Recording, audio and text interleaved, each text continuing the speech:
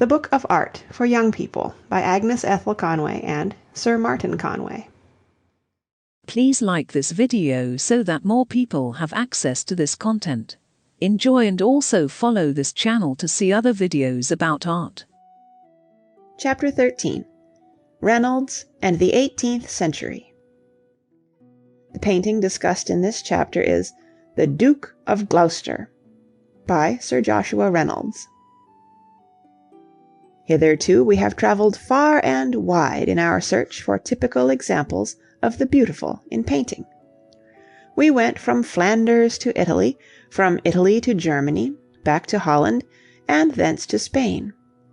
It is true that we began in England with our first picture, and that we have returned twice, once with Holbein, and again with Van Dyck, both foreign-born and trained artists. We will finish with examples of truly native English art. In the 18th century England for the first time gained a foremost place in painting, though the people of the day scarcely realized that it was so. Even the poet Gray, writing in 1763, could say, "Why this nation has made no advance hitherto in painting and sculpture, it is hard to say. You are generous enough to wish, and sanguine enough to foresee, that art shall one day flourish in England. I, too, much wish, but can hardly extend my hopes so far." Yet in 1763 Reynolds was 40 years of age, and Gainsborough but 4 years younger. Hogarth was even 66, and at work upon his last plate.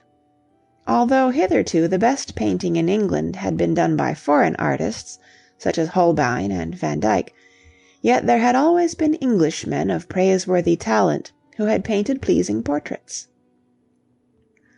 Hogarth carried this native tradition to a high point of excellence. He painted plain, good-natured looking people in an unaffected and straightforward way. But he was a humorist in paint, and as great a student of human nature as he was of art. His insight into character and his great skill with the brush, combined with his sensitiveness to fun, make him in certain respects a unique painter. In the National Gallery there is a picture of the heads of his 6 servants in a double row. They might all be characters from Dickens, so vividly and sympathetically humorous is each. In his engravings Hogarth satirized the lives of all classes of the society of his day. When we look at them we live again in 18th century London, and walk in streets known to fame, though now destroyed, thronged with men and women true to life. As an artist, Hogarth occupies a position between the 17th century Dutch painters of low life and the English painters that succeeded him, who expressed the ideals of a refined society. His portraits have something of the strength of Rembrandt's. His street and tavern scenes rival Jan Steen's, but behind the mere representation of brutality, vice, crime, and misery, we perceive not merely a skilled craftsman, but a moral being, whom contact with misery deeply stirs, and the sight of wickedness moves to indignation. After 1720, a succession of distinguished painters were born in England. Many of them first saw the light in obscure villages in the depths of the country. Reynolds came from Devonshire, Gainsborough from Suffolk, Romney from the Lake Country. The 18th century was a time when politicians and men of letters had the habit of gathering in the coffee-houses of London, forerunners of the clubs of today. Conversation was valued as one of life's best enjoyments, and the varied society of actors, authors, and politicians, in which it flourished best, could only be obtained in the town. To the most distinguished circle of that kind in London our painter Reynolds belonged. In the 18th century, society had also begun to divide its time in modern fashion between town and country. Many of the large country houses of today, and nearly all the landscape gardened parks, belong to that date.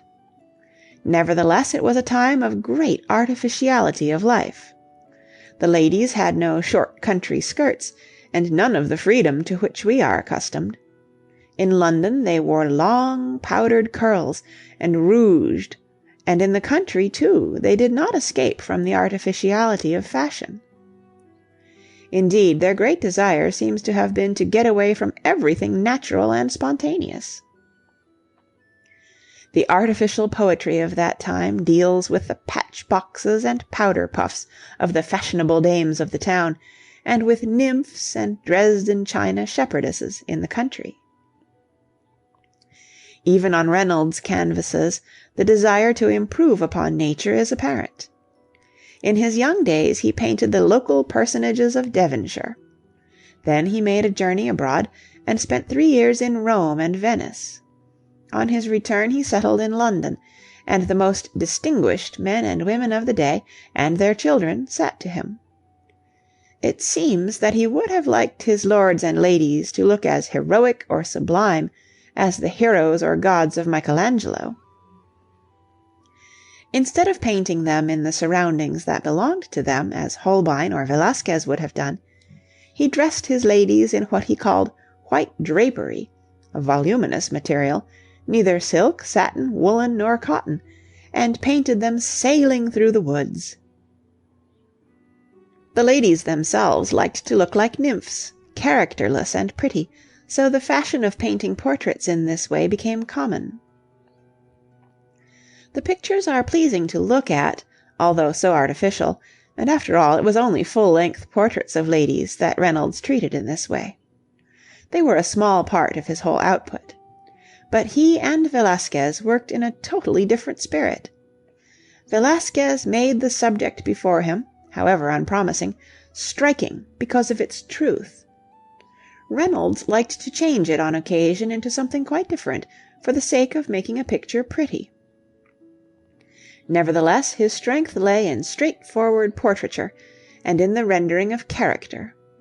His portraits of men, unlike those of women, are dignified, simple, and restrained. His art was one long development till blindness prevented him from working. Every year he attained more freedom and naturalness in his pose, and developed more power in his use of color. Many would say that his loveliest achievements were portraits of children, yet he did not attain the same freedom in his child poses till late in life. You have all seen photographs, at any rate, of the Age of Innocence and the Heads of Angels, but this little picture of the Duke of Gloucester, nephew of George III, will not be so familiar. I wonder whether it reminds you of anything you know.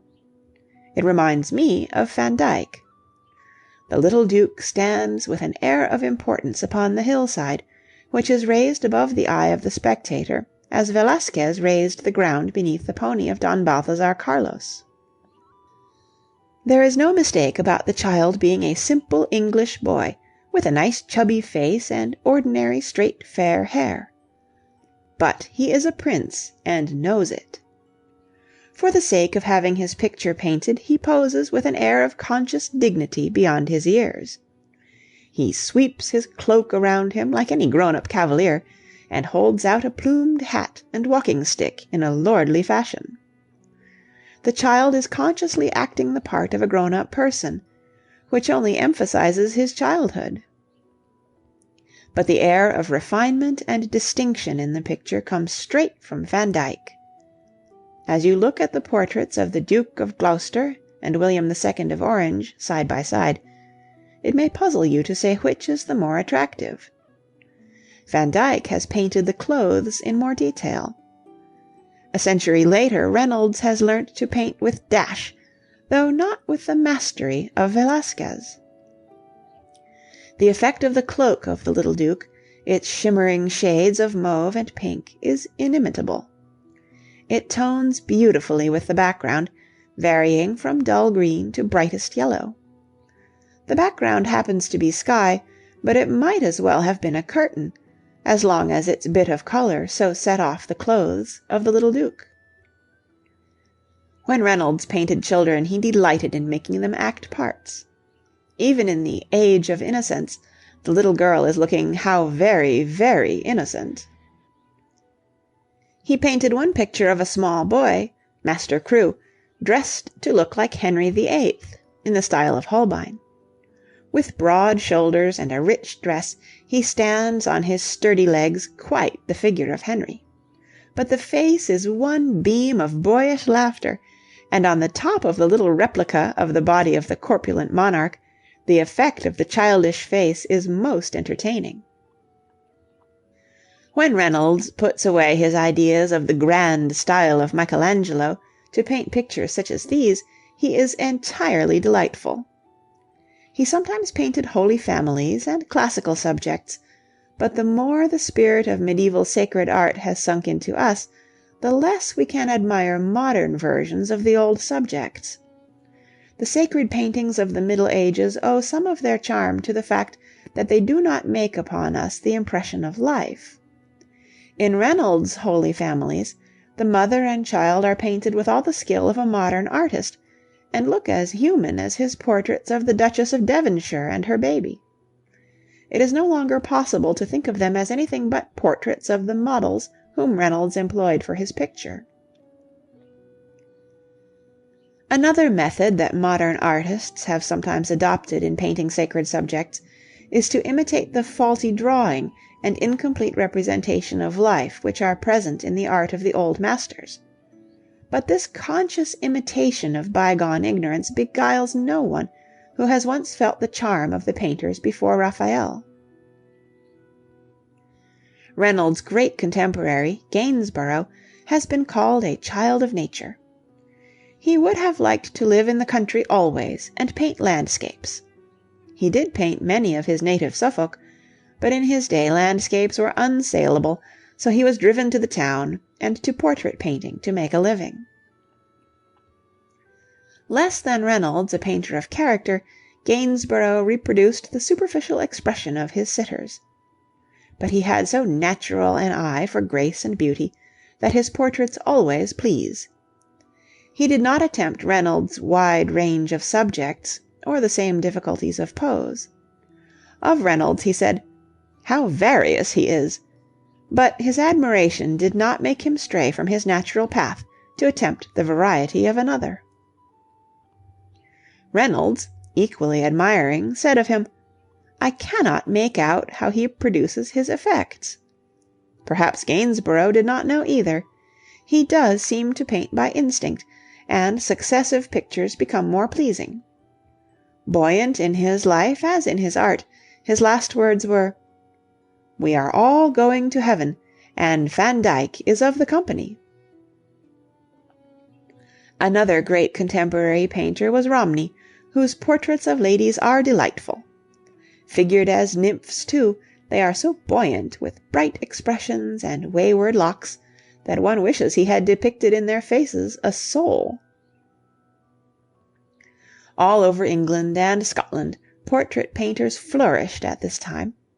There were so many English artists that in 1768 the Royal Academy was founded, with Sir Joshua Reynolds as its first president. It was to the students of the Royal Academy that he delivered his discourses upon art, setting forth the principles which he judged to be sound. He was an indefatigably hard worker until within 2 years of his death in 1792. All classes of men esteemed and regretted him, clouded though his intercourse with them had been by the deafness from which he suffered during the greater part of his life. Goldsmith, the author of The Vicar of Wakefield, wrote this character epitaph for him. "Here Reynolds is laid, and to tell you my mind, he has not left a wiser or better behind. His pencil was striking, resistless, and grand, his manners were gentle, complying, and bland. Still born to improve us in every part, his pencil our faces, his manners our heart. To coxcombs of verse, yet most civilly steering, when they judged without skill, he was still hard of hearing. When they talked of their Raphaels, Correggios, and stuff, he shifted his trumpet, and only took snuff. By flattery unspoiled." The end is missing, for while Goldsmith was versifying so feelingly about his friend, death overtook the writer 18 years before the subject of the epitaph. We hope you enjoyed this video. Please let us know in the comments what other art contents you would like to see. And don't forget to like this video and follow our channel. Thank you, and until the next video.